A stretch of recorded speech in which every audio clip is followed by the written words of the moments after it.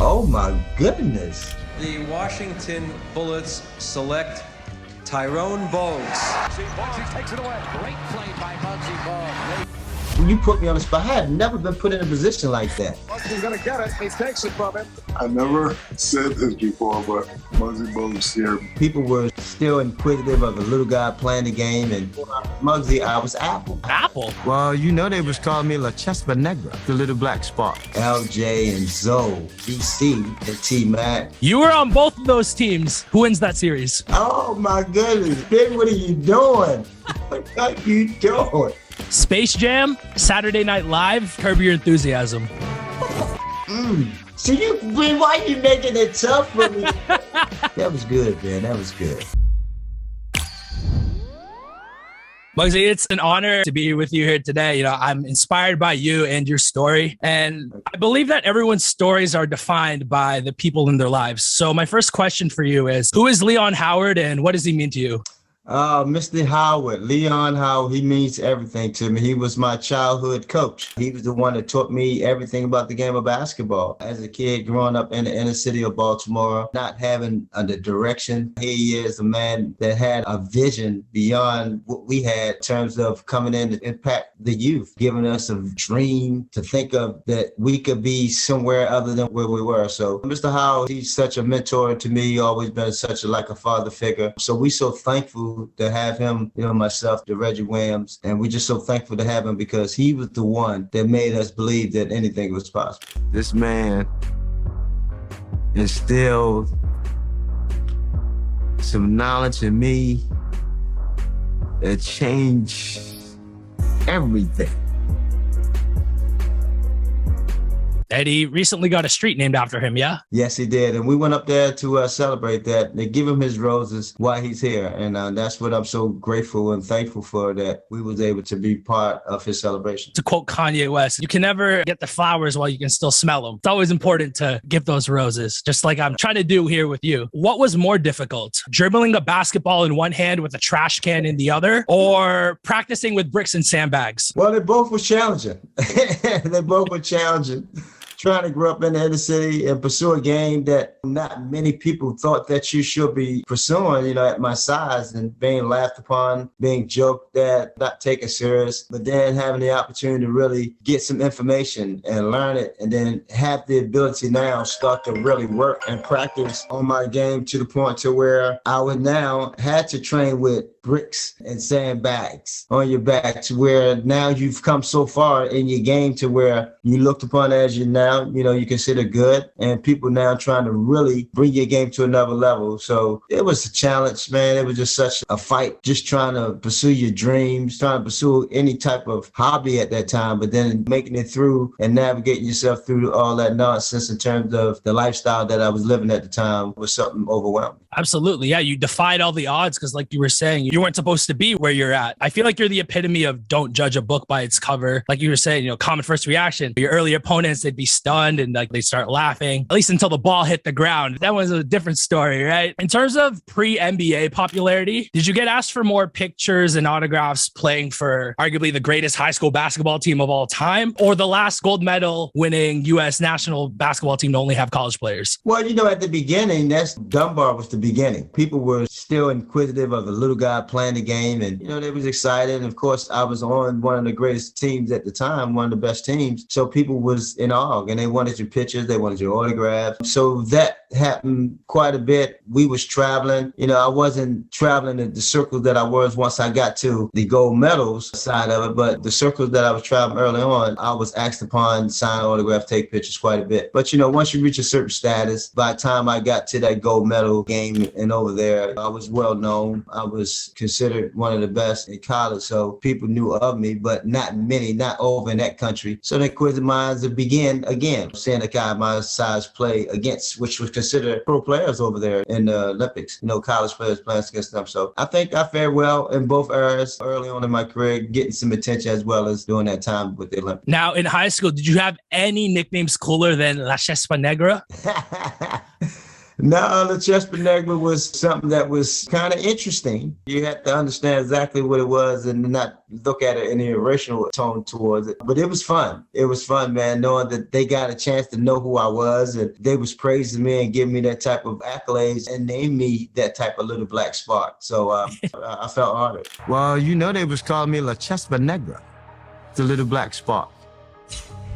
The headlines was really giving me all sorts of praises, and you know, they wasn't accustomed using to a guy my size out there playing. I recently had JYD on the podcast, and we are talking about how the best nicknames are the ones that are earned and given to you. You know, you have a lot of NBA players nowadays, they're giving themselves nicknames, but there's something about when it's given to you where it's like, oh, it hits different, you know? I mean, that's how nicknames supposed to start. You can't give yourself your own nickname. You mean someone had to put that on you and portray what that feels or who you remind them of, and that became who you are. So I never known that I was going to be Muggsy. Before I was Muggsy, I was Apple. Apple? Yeah, I was Apple before I was Muggsy. Mainly because I had a close, clear haircut like I do today, and it was always shiny. And as a kid, because my hair didn't grow as much. And as a kid, 3 and 4 years old, family members used to call me Apple. So I had Apple until I started playing a game of basketball. And then all of a sudden, Muggsy was the name that took over and became a household name. Why I gave Muggsy his nickname,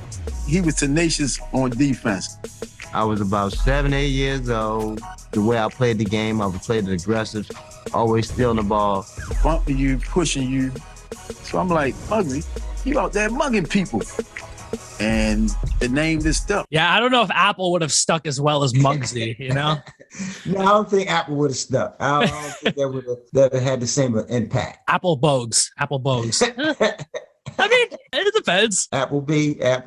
Apple. Wow. Okay. No, that actually is pretty good now that you think about it. And then if you got drafted by, say, New York, that would have been poetic. Yeah, that would have been nice. That would have been something. Speaking of you getting drafted, that was for a lot of NBA players. That's the culmination of all your hard work. When you were playing through high school and then eventually Wake Forest and then playing for the U.S. team, was there a moment where you knew, I'm going to get drafted? Or was it with each level, you're like, okay, I'm in high school. All right, I'm going to get to college ball. I'm in college ball. I'm going to get to this, and just taking it stage by stage? Yeah, I mean, you have to take it step by step. That's the process. High school, college. Once after college, you put yourself in a position where you possibly get drafted. Some people came out earlier than others. Back in our era, it's not many came out as early. Probably the earliest they did was their junior year, MJ and so forth. So today's game, people going into it high school and so forth. But for me, I kind of put it in stages. And as I got to high school and got to college and started having success in college and had success with the Olympics, and then that was my senior year. Going into my senior year, I felt like I put myself in a good position to possibly get drafted, and had a good camp at Portsmouth, and then got invited to Chicago. And that's the last impression that all the NBAs and the scouts get an opportunity to see you. So making a good impression there kind of boosts my stock and rose it up to the level to where my name was called 12th on 1987 for the Washington Bullets. Washington Bullets select Tyrone Bogues. Wake Forest. Tyrone Bogues, who's from the Washington area, Dunbar High School. And the rest is history from there. Absolutely. With that said, after you got drafted and the culmination of all the hard work and your dreams came true, what's the significance of a certain townhouse in Columbia, Maryland? What's the significance of a Columbia townhouse in Maryland? Well, that's the first apartment that I had in terms of when I was playing with the Washington Bullets. By being there, gave me an opportunity to now put something very special in my mama's hands, where it's a set of keys for her to be able to move into our house. That 1987 opportunity, moving into my townhome and then being able to give my mom her house, was the icing on the cake for me. The hard work that she'd been doing all her life and the sacrifice, that felt like that was the right thing to do, to show her my appreciation of her family, of what she created, in terms of being able to make it whole for us and giving us the opportunity to believe that we could become whoever we want to be in life. The very first thing I bought, I built my mom a house. That was the very first thing I wanted to do. She was so excited. Oh my goodness. You see the expression on her face now.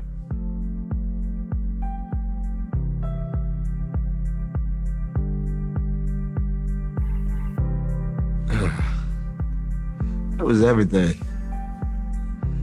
That's what I dreamed. That's what I've been striving for. the day I saw my daddy go to prison.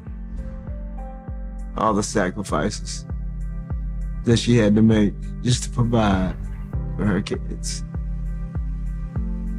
For me to be in that situation, to be able to handle those keys, and words can't describe that. You know, that's your mother.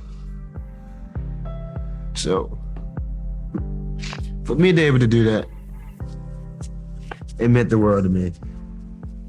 Todd, don't you worry what they say about you. They don't know how big your heart is. They don't know your potential. If you want to play basketball, you go right out there and play basketball. That's what she told me. I mean, not knowing anything about the game. She just knew her baby. She just knew her baby liked whatever it was that he was interested in. She didn't want to see him disgruntled, didn't want to see no tears in his eyes. She wanted to see her little boy just be joyful and enjoy like a kid should be and not feel like he had to be faced with any type of negativity that came along with a hobby that he's interested in. Absolutely. And you started your career off with the Washington Bullets with another legendary player who's on the opposite end of the spectrum of you, Manute Bol. Is it true that he chased you around practice because you blocked him? Yeah. We was at practice and we was playing one-on-one and I blocked the shot. And then once I blocked the shot, he chased me around the gym. Of course, he couldn't catch me. Moses, that made Moses' day right there. That Moses Malone, that made his day. He had a big kick out of watching Manute chase me around the gym. It's almost like he was chasing her around with a spear trying to hunt a lion, which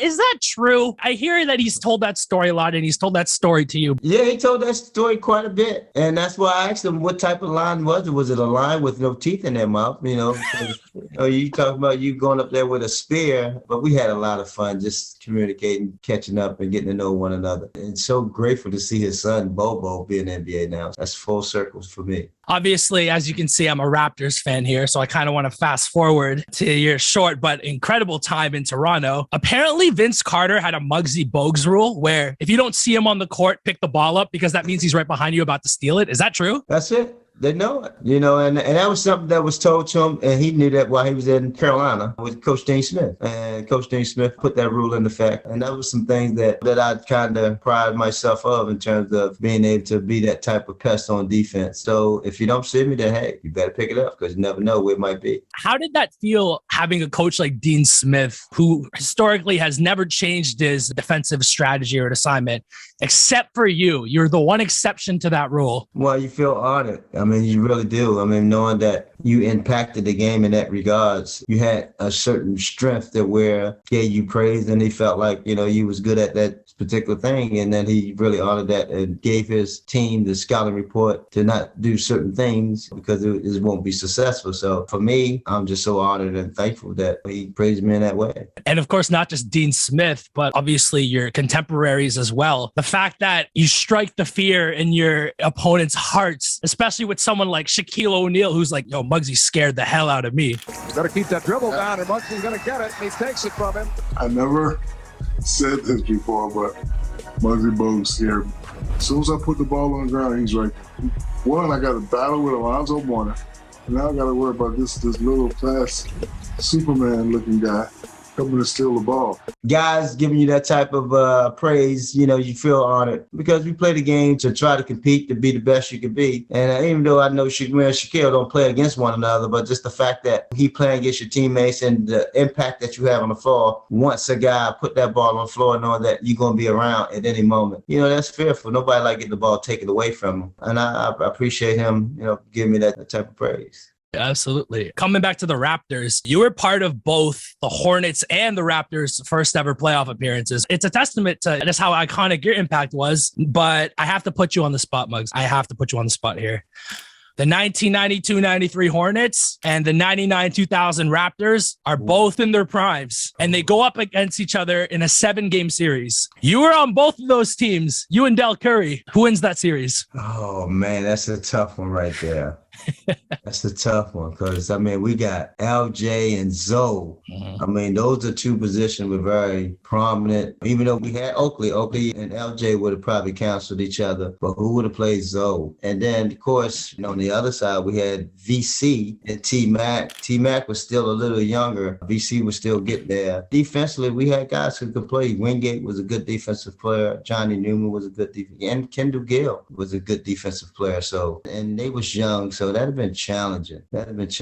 I mean, you put me on the spot. I had never been put in a position like that. My two favorite teams.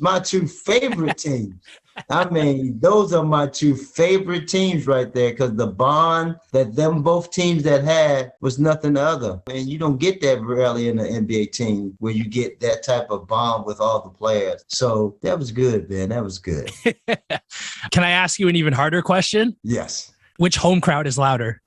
Well, we had 24,000. We had 24,000. That's true. And we set the attendance record for 9 straight years. And they get really loud in that. But Toronto, boy, I tell you, we had that record scale, man. That thing was off the chart. I mean, and then you add on Jurassic Park.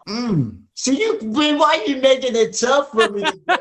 I didn't think I was going to have this much of a difficult answering questions about my two favorite teams and my two favorite cities. That's a good one, too. That's another good one. Hey, Muggs, what can I say? Like yourself, I'm trying to be the best at what I do. With you, it's putting the ball on the floor. With me, it's putting the questions out into the camera sphere, Boy, and you putting them out there for me, too, boy. I don't know if I'm turning them over or I'm going to land it up. I don't know which one it was happening right now. To go back to that, 99, 2000 team, I hate playing the game of what if. So I'm kind of asking this question for my own personal satisfaction. Do you still feel that had Vince and T-Mac stayed together, they would have been a reincarnation of Jordan and Pippen? Without a doubt. That what if definitely would have been fulfilled. Absolutely. I mean, that's a no-brainer. When T-Mac left, you saw the transformation of his growth, and Vince was there. It's just a matter of the mindsets. They knew how to play with one another, so that wasn't a question. It was just a matter of them both being in that same place mentally in terms of accepting one another and being able to share it. Because if that would have taken place, you would have seen Pippen, Jordan too. If I had asked you this question before 2019, I'd be like, oh, this breaks my heart. But, I think a championship helps alleviate that pain just a little bit, just a little. Yeah, you might have about 3 or 4 of them, though. But, one is hard to get, and you should be thankful that you got that one. Absolutely. To go off what you were saying earlier about how with the Hornets and the Raptors, both those teams had a special bond. That was special bond, that team chemistry. That's what makes teams successful. Obviously, you have to play well. But in terms of the Raptors, do you have any fun stories from your time there in terms of team bonding or chemistry related? Oh, man, we did so much. We joked a lot. We played a lot of jokes with people clothes. We was the type of guys that liked to come to work dressed up really nice, wear suits and so forth. And Mo Pete was very young. He was a rookie. And he used to come wearing certain type of clothes, and we used to put it on display in the locker room while he's shooting and have comments about them. So we used to do a lot of that. Of course, we joked around quite a bit in terms of while we on the plane and all that stuff, gambling, playing cards. One story was, I don't even know if I should be telling this. We had a really good trip in Milwaukee, and then we was on our way back, on our way to the West Coast to Sacramento. We had a few drinks on the plane and so forth. Nothing crazy. But once we landed and got to Sacramento, we still had a little drink left, a little bottle, and people didn't realize that we had one. And somebody, I don't want to say no names, but of course, somebody found out we still had a bottle left and decided that they're going to go up to that person and got the bottle from that person. And then once they got it from that person, he opened it up, and the person who had the bottle had on a nice suit, a really, really nice suit. And then he had some liquid on his suit. Oh, no. In terms of holding up on that bottle. But, it was all in good faith, all in good fun. It was a jokingly way. But those are the things that happen with the team like ours when you travel. We had a lot of fun, man. Again, we had a real close group, real good bunch. Butch Carter did a really good job of keeping that group together. That's what goes to show how strong a bond is when you can joke around with your teammates like that. All right, Muggs, I'm going to put you on the spot one more time here. We're going to play Start, Bench, or Cut, and we're going to do this for your iconic film and TV roles. Start, Bench, Cut. Space Jam? Still can't find anything wrong with us. Hey, maybe there's nothing wrong with it. That's right, Muggs. It was just in our head. We're fine. It's just some psychosomatic deal or something to do with the moon or the alignment of the planet. Saturday Night Live. That's why I started my chain, Charles Barkley Big, Tall, and Black Men Stores. Muggsy Bogues, what are you doing here? Hey, Charles. I love your big, tall, and black fashion, especially the free alterations. Free alterations? And Curb Your Enthusiasm.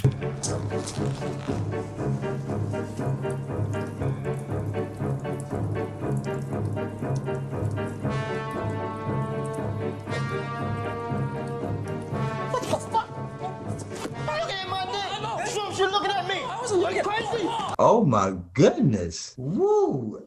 I got a bench one of those? Yeah. Oh my goodness. All of them are starters. I agree. Oh my gosh. Oh my goodness.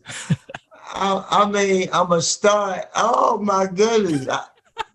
Space Jam, Curb Your Enthusiasm, and Saturday Night Live. Baby, what are you doing? What are you doing? Oh my goodness. Oh, I gotta start. I mean, I gotta start Space Jam for sure. I gotta start them all. I gotta start them all, Ben. Yeah, okay. And I gotta cut, and I gotta bench. Oh, okay. I'll bench Saturday Night Live. Oh, Okay. no, I'll cut Saturday Night Live, and I'll bench Curb Your Enthusiasm. Honestly, that's probably what I would have ranked as well. Because I remember when I first saw that Curb Your Enthusiasm clip for the first time, I don't think I have laughed so hard watching a specific clip. And that was all improv, right? Yeah, all improv. Wow. See, Muggs, you're a man of many talents. Not only can you put it down on the basketball court, but you can put it down on the screen too. Oh, man, I had a lot of fun with those guys. Richard Lewis and Larry David, they are two of the hilarious gentlemen that I've ever met. I mean, they had me laughing the entire time on the set. Muggs, this has been great. I have only a couple more questions for you. What is the significance of January 9th at the View Sky Lounge in Charlotte? Whoa, that was a very, very special night. I mean, all my friends, the late Moses Malone, Del Curry, all my loved ones just came out to celebrate me and my lovely wife. For me, it was a birthday, and then / not knowing that I was getting remarried again. And it was such a surreal moment for me, being able to remarry my kid's mom after being divorced for 10 years. That's very rare for one to go back to, but God is good, brought us back together, and we was able to celebrate it with our loved ones and bring it in the right way. So that day would always continue to stand out for me because another special joyous moment took place.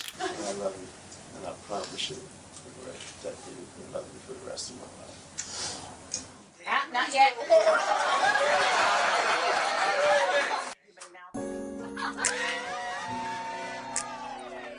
I love that story because it's stories like that that are a testament to how good God is, and everything happens for a reason and on his accord and in his plan. So that's incredible. Well, I mean, that's one of the reasons why I wanted to put this book out there, because the first book that I did in the Atlanta Giants, that was my overcoming the beginning of something that no one thought that was possible. But this memoir is more or less the substance, the aftermath in terms of all the journey and the friendships, the relationships she was able to build, and talking about rekindling, remarrying my ex-wife and so forth. So it's just another update and give the kids and the fans a little more insight. Hopefully that life is not perfect, but we all have our faith. We all have our dreams still and want to be the best we can be going forward. I haven't been this excited about a Muggsy Bogues book since a Raptors tale. Oh. Man, and we had fun doing that Raptors tale too. That was excited with the championship, the whole story behind it, and for it to be able to put the crown, that was awesome. As a granddad, I love a good bedtime story. So I wrote one. Poor baby Raptor had no friends. And I realized it was pretty good. And the Raptor helped this team win it all. Yay, go Raptor! But, for this, it just, again, it got my friends, my guys, Stephen and Zoe doing the forward and sharing their moments with me and being able to talk about the impact that I had on their lives. That's touching. That sends a whole new meaning for me in terms of knowing the impact that you had on the people that you call your friends. From a kid in the projects to the godfather of small ball. April 12th, 2022. Get your pre-orders in, ladies and gentlemen. Please do. It's a good read. You have fun with it. It's for everyone. It's for the kids. It's for the adults. You can take anything from it. So hopefully that you guys go out there and pick up a copy. I have one last question for you. As a family man, the Muggsy Bogues Family Foundation, you create a better quality of life for at-risk youth and families, whether it's access to food and basic necessities or opportunities for higher education. What's one specific moment through your foundation that you made you say to yourself, this is why we do this?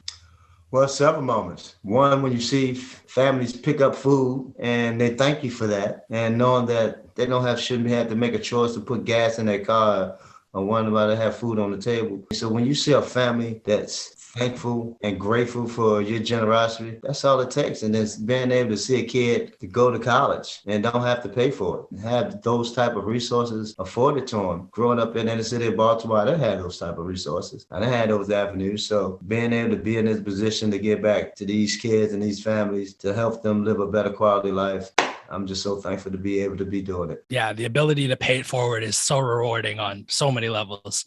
Muggsy, thank you so much for taking the time out today. Muggsy, My Life from a Kid in the Projects, The Godfather of Small Ball, out April 12th, 2022. Get your pre-orders in, ladies and gentlemen. It's been Ben. It's been Muggsy Bogues. We'll see you in the next one. Yes, sir.